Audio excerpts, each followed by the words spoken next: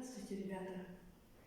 Я учитель русского языка и литературы общеобразовательной школы номер 1 города Каражан Карагандинской области Умарова Акия Каласкарова.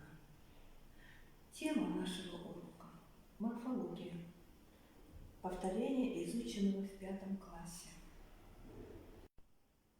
Цели нашего урока – обобщить, систематизировать и углубить полученные знания по теме морфологии, выявить пробелы в знаниях. Ребята, вы знаете, что морфология изучает слово как часть речи. В русском языке окружающие нас слова, в русском языке все окружающие нас слова можно отнести к 10 частям речи.